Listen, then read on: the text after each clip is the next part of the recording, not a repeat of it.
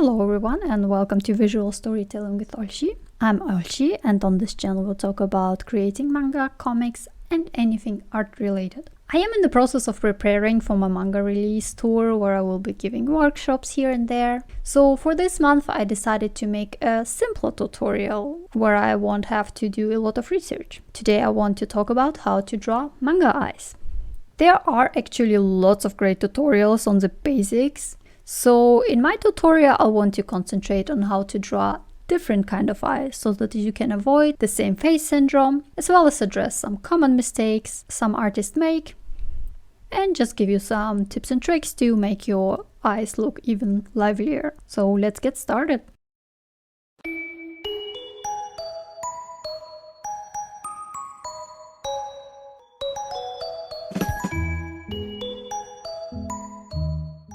There are different ways of how to add variety to your character's eyes.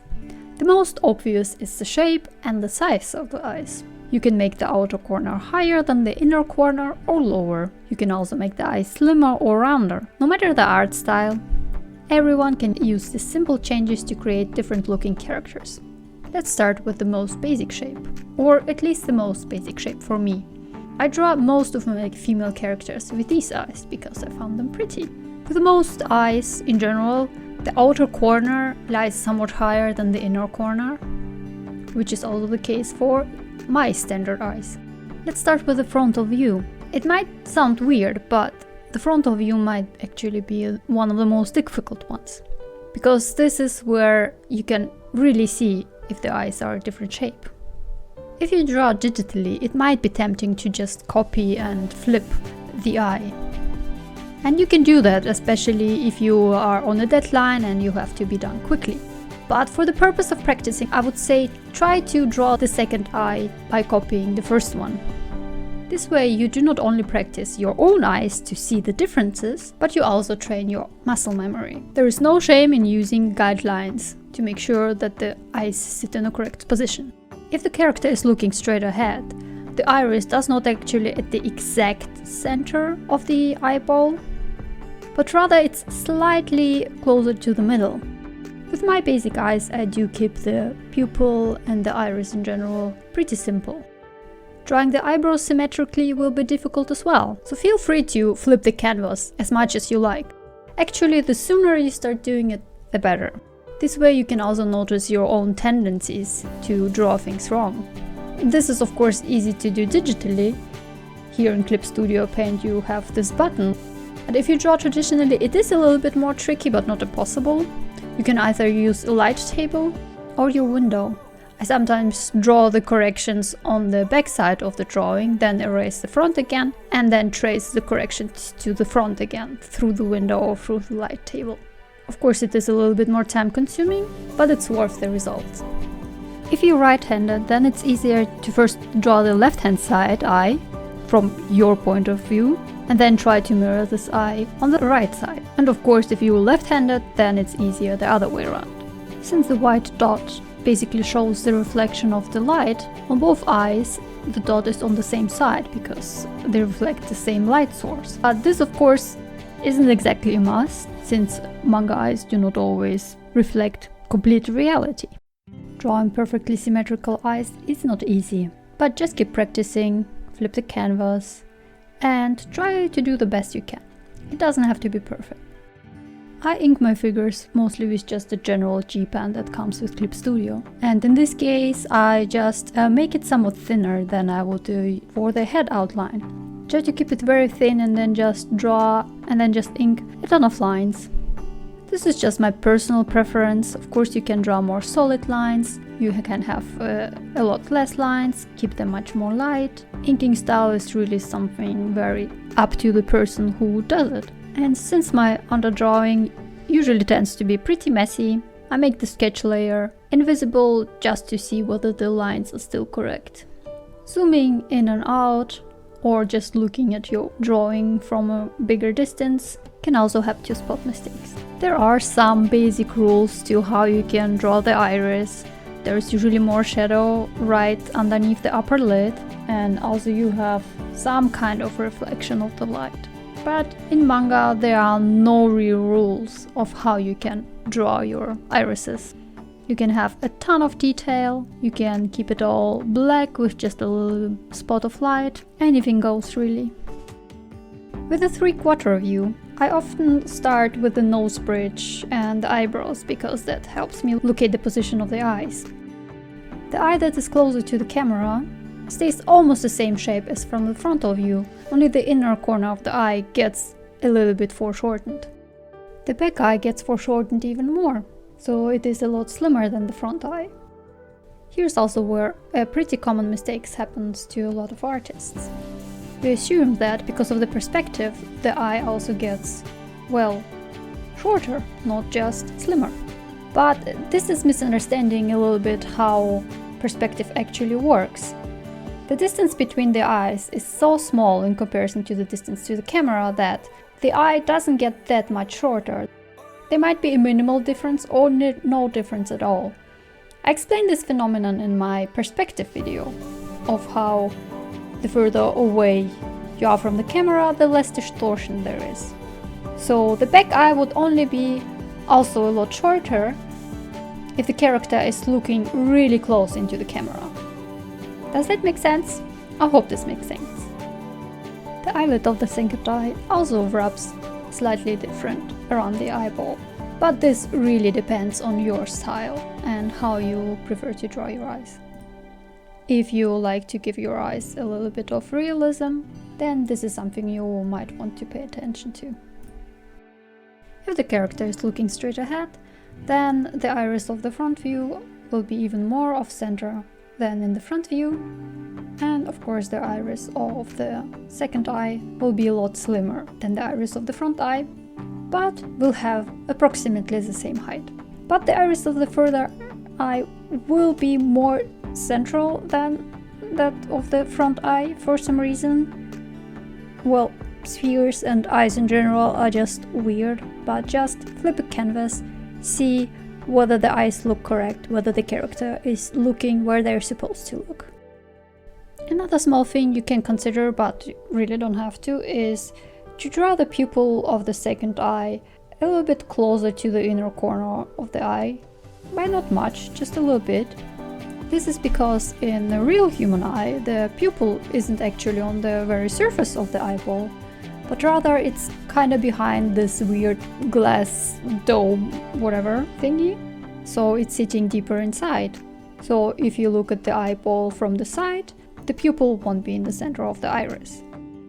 Paying attention to such small details might make your eyes look a little bit more lively, but again, this is also not a must. This all depends on the kind of style you're going for. But whenever I see this in manga, I feel like those eyes look more balanced and correct in a way. And like this, with a few tweaks here and there, with flipping the canvas, three-quarter side view is done as well. The inking works pretty much the same as with the front view, so let's skip ahead to the side view eye. This one will be easier because there is only one eye. With the side view, I draw the outer corner of the eye on the same line as the end of the ear, and the eye will be in between basically the eyebrow bridge and the nose, basically where the profile makes this kind of dip. And then I basically draw half of the upper lid and then half of the lower lid. I prefer not to make them completely straight, but also a bit curved. And then I draw the iris, and I also tend not to make it too round at the front. That's just my personal preference. And just as we said before, since the pupil is not on the surface of the eyeball but behind a glass globe, I also draw it rather in the center of the iris rather than at the very front. And since the eyelid also kind of wraps around the eyeball, I make it stop right there and then draw a line towards the eyelashes. The eyebrow too will be shorter. And this is how I draw the basic eye. Now let's try out other eye shapes. Based on the basic shape, you can go in all different kind of directions with this and design different shapes of eyes. You can make the eyes slimmer and smaller while keeping the outer corners still higher than the inner corners, or maybe even more higher so that the upper eyelashes are much more sharp, looking like a cat eye really. Or you can keep the eye corners on the same level and then have either the upper lid being round or the lower lid, or maybe both. And of course, the outer corners can be lower than the upper corners, and the eyes can be crazy round. You might be wondering, if you keep the differences that big, won't it look off? Won't it look like you're drawing different genre? But I think like as long as one person sticks to kind of their style and the way they draw things and they don't sway off too much from it, probably doesn't really matter, because your style will most probably still be recognizable. Just try to stay consistent with each character. With side view, you also have to pay attention how the curve of lower and upper eyelashes is. If you draw a cat eye, then the upper lid will be almost straight, while the lower lid will be pretty curved, and so on, of course. When I draw closed eyes, then I just draw a down-facing curve, and then draw some eyelashes on it and just make it somewhat thicker. And the fold of the eyelid will pretty much stay almost at the same area than it would if the eyes were open. In the 3/4 side view and the side view, I just draw a little bit of a curve to show that when the eye is closed, that the surface is round. If you draw your own eyelids, when your eyes are closed, then you will feel how round it is. So I personally like to show it a little bit in my manga drawings. You can further differentiate eyes by having maybe more angular lines, for example for male eyes. Of course, you differ the size of the eyes. A more grown-up person will have smaller eyes than a more younger looking person. And for example, if you have an old person, then you have to draw wrinkles. And here personally I am a fan of not just drawing wrinkles on top of a normal looking eye. I think you should pay attention to how the eye droops more, how the wrinkles happen around the face, so that it doesn't look like just a young manga finger with wrinkles, if you know what I mean. And please don't pay attention to the head in this example, because usually I would also apply those rules to how the head looks. Only here I felt too lazy to draw a head that would fit these eyes. It's not always easy to get used to this different kind of eyes, and some of it will take a couple of tries. Like here, for example, in the 3/4 side view, I really struggled with the old looking eyes. I could get the shape quite right, so I just kept trying until it looked acceptable. So be patient, keep practicing, and eventually you will make all your characters look different and dynamic. For example, Another Me was my first project when I actually started to draw pretty different face shapes, eyes shapes, and so on. And I was pretty struggling in the beginning. A lot of characters that were out of my comfort zone ended up looking pretty stiff. But the more I practiced, the more I got the hang of it, and the more I understood how their facial features work, how their eye shapes work, and how I can draw them from different shapes and angles, and how their facial expressions affect those as well. And I do still have a long way to go, but I think it's really fun to experiment with these different kind of looking faces. Lots of manga artists do draw different shapes of eyes. There's usually a big difference between male and female eyes, but also between all kinds of characters. In my opinion, Urasawa Naoki is the master of this. Despite his simplistic style, you can always tell his characters apart. You can even see the same character aging and still recognize them. This is probably a skill that Urasawa had to acquire in order to be able to tell the kind of stories that he wants to tell. And not every story requires the same kind of technique. But if you are telling the kind of stories with a lot of different characters who go through different stages of life, this is definitely a skill that is really important to learn.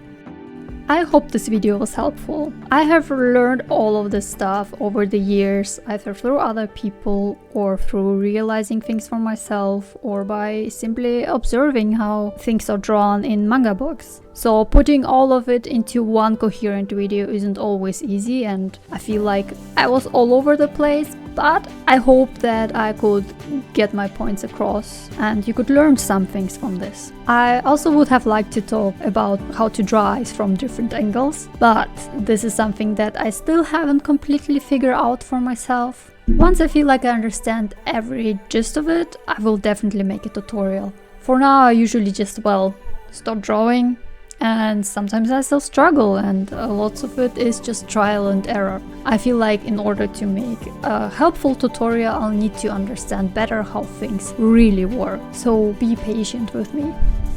Anyways, the release of my manga Bad Dog and Good Boy is in like a week. The premiere will be at the Leipziger Buchmesse or Leipziger Book Fair, where I will give a workshop, a talk and some book signings. So if any of you are around, maybe I'll see you there. If you see me there, come over and say hi. Before I finish this video, I want to say thank you to all my coffee supporters. I'm still amazed by your generosity and your support is always appreciated, especially when I'm having a great coffee. So thank you very much. If you also want to support me on Ko-fi, the link will be in the description box below, as well as the links to all of my social media. You can also support me by liking this video and subscribing to my channel if you haven't done so yet. If you have any suggestions, any questions, feel free to leave a comment. Thank you very much for watching this video, and I hope to see you in the next one. Have a nice day. Bye!